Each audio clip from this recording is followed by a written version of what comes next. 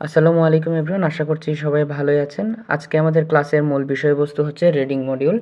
কিভাবে আমরা রিডিং মডিউলে ভালো করতে পারি এই প্রশ্নই আমি আমার স্টুডেন্টদের থেকে পাচ্ছিলাম। সেজন্যই আমি আজকের ভিডিওটি আনতেছি আপনাদের সামনে। মূলত 6টি টিপসের মাধ্যমেই আমরা একটা কাঙ্ক্ষিত স্কোর পেতে পারি আমাদের রিডিং মডিউলে। আমরা অনেকে 10টা, 5টা, 15টা, 12টা এইগুলোর মধ্যেই প্রতিবার যখন আমরা পরীক্ষাটা দিই নিজেদের মধ্যে, কেমব্রিজ থেকে হোক অথবা প্র্যাকটিস প্লাস থেকেই হোক, তখন আমাদের ওই একটা মায়াজালের মতো আবদ্ধ হয়ে আছি যে 15, 17 এর উপর আমরা আমাদের যেতে চায় না। তার প্রধান কারণ হচ্ছে আমাদের স্ট্র্যাটেজি পরিবর্তন না করার কারণ। তো আজকে আমাদের কিছু টিপস আমি আলোচনা করব, 6টি টিপস, ঠিক আছে। প্রথমে বলা হয়েছে 1 নম্বর আমি যে টিপসটা নিয়ে আসলাম সেটা হচ্ছে অল্টারনেটিভ সিনোনিম ম্যাপিং পদ্ধতি ব্যবহার করুন। এই যে অল্টারনেটিভ সিনোনিম ম্যাপিং পদ্ধতি আসলে কি? শুধু শব্দের সাধারণ সিনোনিম মুখস্থ না করে অল্টারনেটিভগুলো বের করার অভ্যাস গড়ে তুলুন বা অভ্যাস করুন। অর্থাৎ যদি ইনক্রিজ শব্দের জন্য রাইজ জানেন, তাহলে সেটি আরও আনকমন সিনোনিম যেমন সার্ক, স্কেলেট অথবা অ্যাম্পলিফাই খুঁজুন। কারণ কি জানেন, আমি আপনাদেরকে একটু এক্সপ্লেন করে বলি। কারণ রিডিংয়ে আপনাদের এত কমন আপনাদের সিনোনিম দিবে না, আপনাদের টেস্ট করার জন্য একটু আনকমন, একটু রেয়ার যে সিনোনিমগুলো আছে না, ওইগুলো আপনাদেরকে দিবে। সেজন্য আপনারা কি করবেন, অল্টারনেটিভ যে সিনোনিম ম্যাপিং বলতে কি বোঝানো হয়েছে, একটু আনকমন কনটেক্সট বেস শব্দ আছে না, ওইগুলো আমরা মুখস্থ করার ট্রাই করব বা আমরা শেখার ট্রাই করব। আত্মস্থ যত ভালো করতে পারবো তত ভালো আমরা উত্তর খুঁজে বের করতে পারবো। দ্বিতীয় যেটা বলা হয়েছে, ব্লাইন্ড স্পট প্রশ্ন সমাধান করুন। আপনার সবচেয়ে দুর্বল কোয়েশ্চেন টাইপ, অনেকে আছেন যে এমসিকিউতে আটকে আছেন, অনেকে আবার লিস্ট অফ হেডিংস, তাদেরকে অনেক মানে স্ট্রাগল ফেস করে এই লিস্ট অফ হেডিংস করতে। অনেকে আবার নেম ম্যাচিং করতে উনি পারেন না।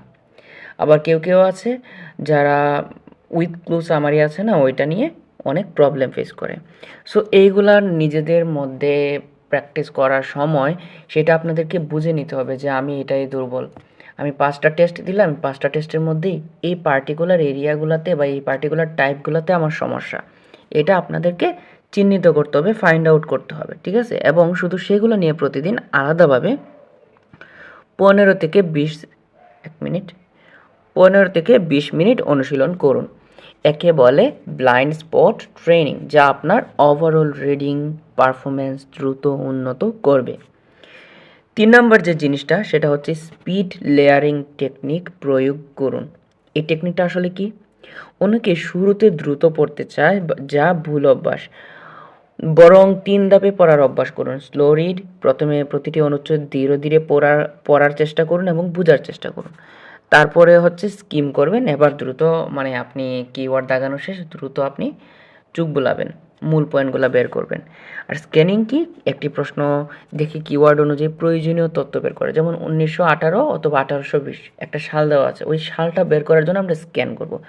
মানে মানে ভালো করে পড়বো না, জাস্ট কলমটা প্রথম থেকে শেষ পর্যন্ত টেনে টেনে নিয়ে যাব। 2018 শব্দটা আমরা পাই কিনা, আমরা অন্য শব্দের দিকে ফোকাস করব না, জাস্ট সংখ্যাটা পাই কিনা অথবা লোকেশনটা পাই কিনা, এই পার্টিকুলার জিনিস করার জন্য আমরা স্ক্যানিং করব। তো প্রথমে আমরা স্লোলি পড়ে আগে একটা ধারণা নিয়ে নিব, তারপরে হচ্ছে স্কিমিং করে আপনারা এই যে কিওয়ার্ড দাগাইছিলেন সেটার এক্সাক্ট লোকেশন বের করার চেষ্টা করবেন। অথবা সেটা যদি আপনার মানে কোনো ধরনের কিওয়ার্ড থাকে যেটা হচ্ছে আপনি সহজে পেয়ে যাওয়ার মতো, তাহলে আপনারা স্ক্যানিং করে বের করবেন। পুরাটা পড়ারও দরকার নেই, যত ইয়া করা যায়। কিন্তু অনেকে প্রথমে কি করে, দ্রুত করতে চায়, লাস্টে দেখা যায় যে অনেকগুলাই ভুল হয়ে গেছে। তো দ্রুত করার দরকার নাই, আপনাদেরকে 60 মিনিট দেওয়া হবে, অনেক হিউজ অ্যামাউন্ট অফ টাইম, আবার অনেক কম টাইম। যারা আসলে এক্সিকিউট করতে পারে, যারা টাইমটা প্রপারভাবে কাজে লাগাতে পারে, তাদের জন্য সেটা বেশি টাইম না। আর যারা মনে করেন তাড়াতাড়ি করতে চায়, কিন্তু যতই তাড়াতাড়ি করতে চায় ততই দেরি হয়ে যায়। কারণ তাড়াতাড়ি করতে গিয়ে আপনার এক জায়গায় কিওয়ার্ড আছে, আপনি এই জায়গায় স্লোলি পড়লে হয়তো 2 মিনিটে পেয়ে যেতেন। আপনি তাড়াতাড়ি পড়ার জন্য একবার পড়লেন, দুইবার পড়লেন, তিনবার পড়লেন, চারবার পড়লেন, খুঁজে তো পাচ্ছেন না। তখন কি হলো, 2 মিনিটের জায়গাতে আপনার 4 মিনিট সময় লেগে যাচ্ছে। বলা হয় slow and steady wins the race. আবার ওই 2 মিনিটের জায়গায় 10 মিনিট লাগাই দিয়েন না, এমনভাবে করতে হবে যে আমি ধীরে সুস্থে মানে আমার অনেক কনফিডেন্স আছে, আমি পারবো ইনশাল্লাহ। এখন আস্তে আস্তে আস্তে আস্তে করি, ধীরে সুস্থে করি, ঠিক আছে? আর বলা হয় যে first impression is the best impression. আপনি প্রথমে যদি আপনি তাড়াহুড়া করে ভুল লাগান, তাহলে পরবর্তীতে গিয়ে তো পার্ট থ্রিতে, সরি প্যাসেজ থ্রিতে আরও প্রবলেম ফেস করবেন। তো কি করবেন, আপনি যত ধীরে সুস্থে করা যায়। 4 নাম্বার যেটা হচ্ছে কনটেক্সচুয়াল গেসিং। গেসিং প্র্যাকটিস করা অনেক জরুরি। আমার মতে গেসিং হচ্ছে সবচেয়ে বেশি ইম্পর্ট্যান্ট। এটা হচ্ছে সবচেয়ে বেশি ইম্পর্ট্যান্ট যে টিপসটা আমি দিতে যাচ্ছি আপনাদের। এই টিপসগুলো অন্য কেউ আপনাকে শেয়ার করবে না। অনেক রিসার্চ করার পর, অনেক ভাবনা চিন্তা করার পর এই টিপসগুলো আমি লিখেছি বা এডিট করে রেখেছি।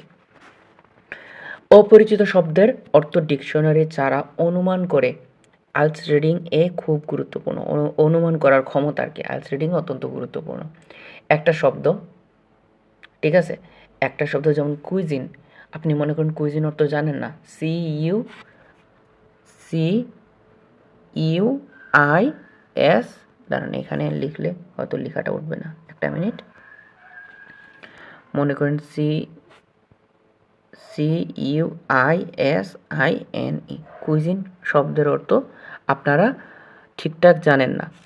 এখন এই যে অপরিচিত একটা শব্দ আপনার সামনে আসলো, সেটা আপনি কিভাবে খুঁজে বের করবেন? আপনি গেসিং করেন, ঠিক আছে? আশেপাশে যে ওয়ার্ড আছে সেই ওয়ার্ড, এখন দেখলেন আশেপাশে ওয়ার্ডগুলো হচ্ছে ডেলিসিয়াস বা মজাদার কোনো কিছু বোঝাচ্ছে, তাইলে আপনি বুঝে নিতে হবে এটা ফুড সম্পর্কে বলতেছে। কুইজিন মানে ফুড।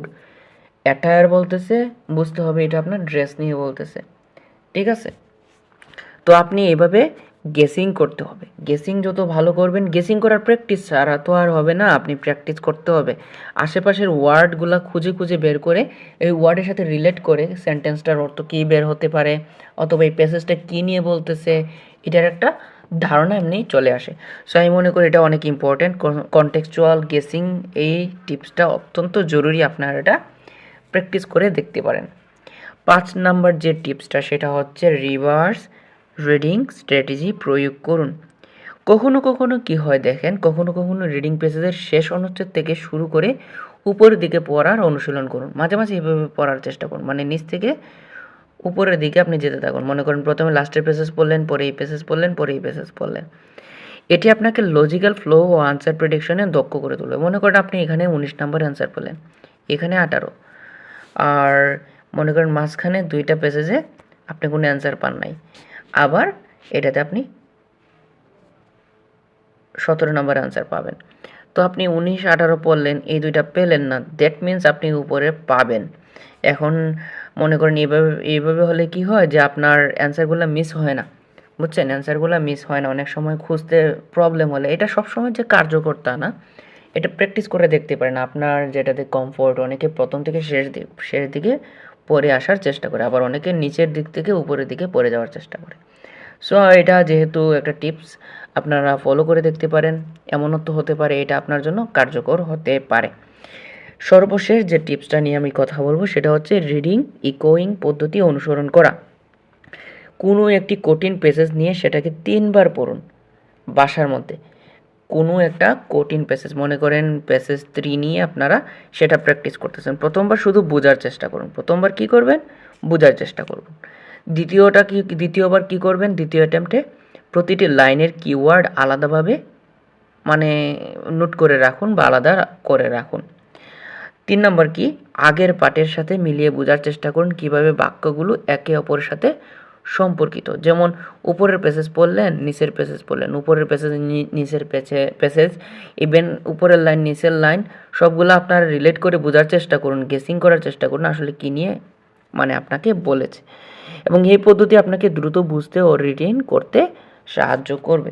সো এই যে জিনিসগুলো যদি আপনি ফলো করতে পারেন, এগুলো কিন্তু দীর্ঘস্থায়ী মানে টিপস। আপনি যদি মনে করেন যে 5 দিনে আপনি ইমপ্রুভ করতে পারবেন, অসম্ভব।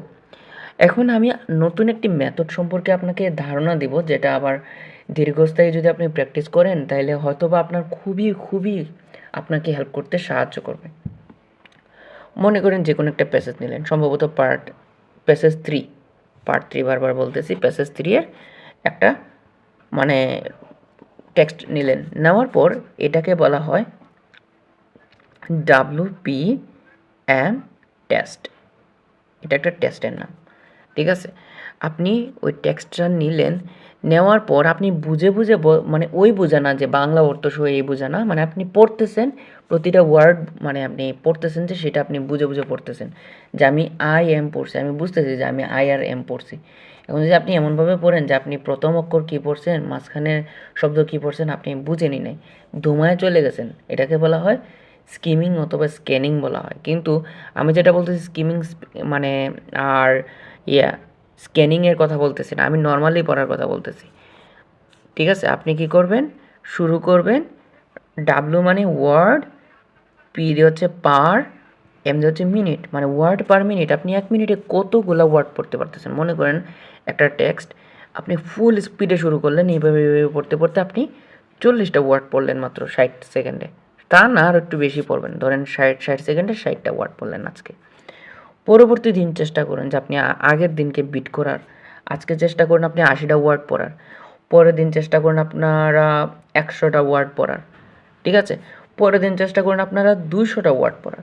তাহলে কী হবে, আগে যেখানে আপনার এবিলিটি ছিল 1 মিনিটে 40টা ওয়ার্ড পড়ার, কিওয়ার্ড বের করতে সময় লাগতো, মনে করেন 1 মিনিটে 40টা ওয়ার্ড পড়লে আপনারা 2 মিনিটে পড়তেছেন 80টা, 10 মিনিটে কতটা, 400টা ওয়ার্ড পড়তেছেন। কিন্তু 200 ওয়ার্ড করে যখন আপনার এবিলিটি হয়ে যাবে, তখন কি 200 ইন্টু 10 মানে 2000 ওয়ার্ড পড়ে ফেলতেছেন। যেখানে আপনি 400টা পড়তেন সেখানে আরও 1600 ওয়ার্ড বেশি পড়তে পারতেছেন। তার মানে কি, অবশ্যই আপনার সময় কম লাগতেছে। সো এই জিনিসগুলো যদি আপনারা মেনটেন করতে পারেন, অনেকে মানে সবার তো আর সেম প্রবলেম না, কারো হাতে আছে যে অ্যাকুরেসি ভালো, 40টার মধ্যে 30টা হয়ে যায়, কিন্তু ওনার সময় লেগে যায় 70 মিনিটের মতো। তাইলে ওনার ক্ষেত্রে এটা কাজে লাগতে পারে। আবার অনেকের আছে যে আমি কিওয়ার্ড করতে পারি না, তার জন্য উপরের টিপসগুলা মানে যাচাই করে দেখতে পারেন যে কোন টিপসটা আপনার জন্য কাজে দেয়। সব স্টুডেন্ট সেম না, তাই সবার জন্য সেম স্ট্র্যাটেজি না, সবাই আলাদা আলাদাভাবে দেখতে পারেন কার জন্য কোনটা কার্যকর। আশা করি ভালোই থাকবেন। এখানে আজকের ক্লাসের ইতি টানলাম।